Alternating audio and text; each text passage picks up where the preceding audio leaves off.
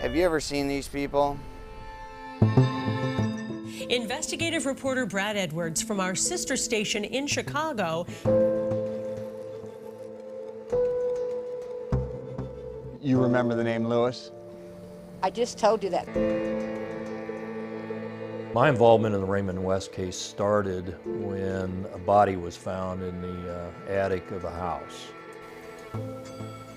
The CBS 2 investigators spent months tracing Lewis' life, piecing together a jagged tale of extortion and even a dismembered body. Could the Tylenol murders have been prevented if Lewis had been stopped sooner? Dorothy Tucker continues our coverage now with a look at Lewis's life. Dorothy? Well, James Lewis died just a month shy of his 77th birthday. The public has always known him as James, but he was actually born Theodore. His name changed when he was adopted at the age of 2 and was raised an only child. Carl Junction, Missouri. James Lewis was the adopted son of a church-going farm couple. Even back then, neighbors described him as troubled. Here's a picture of Lewis at the state mental hospital, where he voluntarily committed himself in 1966 after attacking his adopted mother with an axe. In Kansas City, 12 years after that attack, but 4 years before the Tylenol murders, in 1978, Lewis is accused of murdering and dismembering an elderly man. Suspect, James Lewis. Victim, Raymond West. Lewis was charged, but that case had been thrown out for insufficient medical evidence and improper police procedures. Dismissed on a technicality. Fast forward to late September 1982. 7 people in the Chicago area died after taking Tylenol laced with cyanide. October 5th, a letter is sent to the manufacturers of Tylenol demanding $1 million to stop the killings.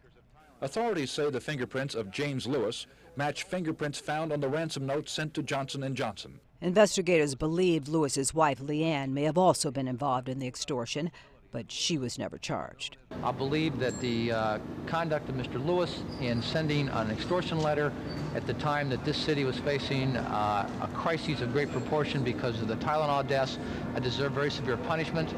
June 1984, Lewis is sentenced to 10 years for writing the extortion letter. That same year, he gave an exclusive interview to CBS 2's Mike Parker. Did you commit the Tylenol murders? I did not. Do you know who did?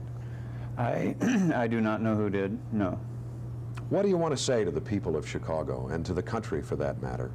I have been the officially designated evil one by the Justice Department. When one gains that status, when one is the focus of that much hatred, it is virtually impossible for a person to convince very many people that he is not as he has been described. In 1995, Lewis walked out of federal prison. He and his wife, Leanne, settled in Cambridge, Massachusetts. But a few years later, Lewis was back on the radar of authorities, connected to a battery of crimes in the Boston area. In 2004, Lewis was charged with rape and kidnapping. That case was dropped.